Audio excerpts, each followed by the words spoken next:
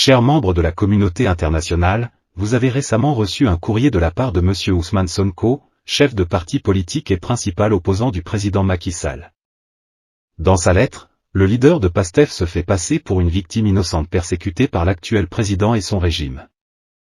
Sachez mesdames, messieurs, que cet homme vous ment. Le Sénégal est et restera une grande démocratie qui respecte les libertés individuelles et collectives de ses citoyens. Le Sénégal est un grand pays où la liberté d'expression est consacrée par sa constitution. Sachez, chers membres de la communauté internationale, que M. Ousmane Sonko est atteint d'un trouble qu'on peut qualifier de pervers narcissique.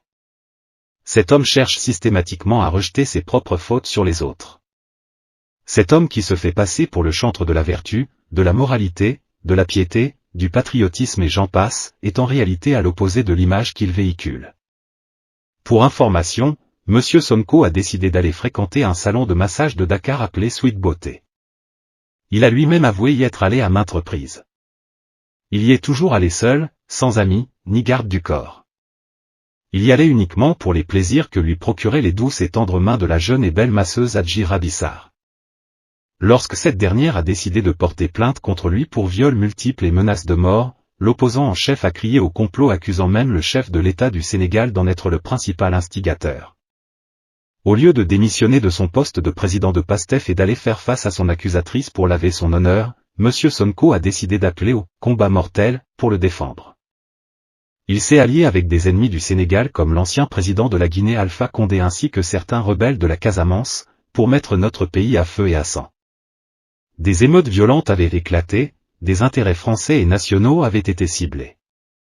Il y a eu 14 jeunes qui y ont perdu la vie. Des centaines d'autres ont été blessés, des dizaines de milliards de nos francs ont été perdus, et l'image de notre pays a été ternie aux yeux du reste du monde. Tout cela s'est produit parce que M. Sonko n'a pas eu le courage d'assumer cette turpitude. Mademoiselle Adji Sarr est une citoyenne qui a droit à la justice. Ousmane Sonko a été mis sous contrôle judiciaire, malgré les accusations graves portées contre lui. C'est ce qui était à l'origine de son interdiction de sortir du territoire national. Tous les autres opposants du Sénégal sont libres de leur mouvement. Suite à la décision du juge d'instruction de renvoyer le dossier de viol et menaces de mort en chambre criminelle, l'accusé a tenu un meeting à Keur Massar, dans la banlieue de Dakar, pour expliquer clairement qu'il était prêt, soit à mourir, soit à assassiner le président de la République du Sénégal, si la justice décidait de le juger. Il a aussi menacé clairement tous les magistrats de notre pays.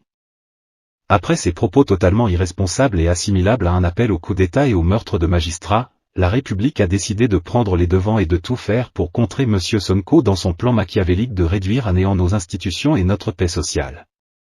C'est la raison pour laquelle le quartier dans lequel il habite est quadrillé par les forces de défense et de sécurité, et ses déplacements sont désormais encadrés pour parer à toute éventualité.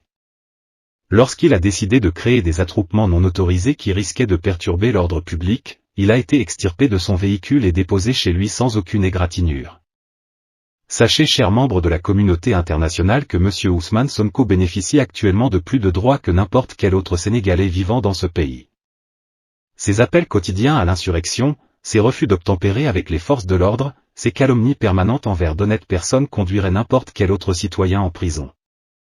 Pourtant, il est libre de ses mouvements sur toute l'étendue du territoire national.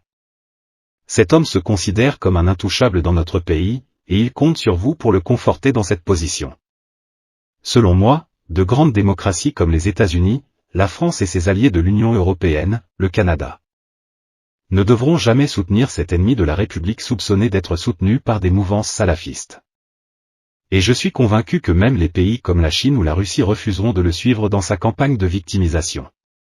Quant à nos frères africains, notre pays est une fierté pour eux. Ils savent que le Sénégal est le pays de la Teranga, le pays d'Afrique où les gens ont une liberté totale et entière de donner leurs opinions et de prendre position sans aucun risque d'être arrêtés. Tous les membres actuels de PASTEF en prison ont commis soit un délit, soit un crime. Aucun d'entre eux n'a été emprisonné pour ses opinions. Nous sommes fiers de notre belle démocratie.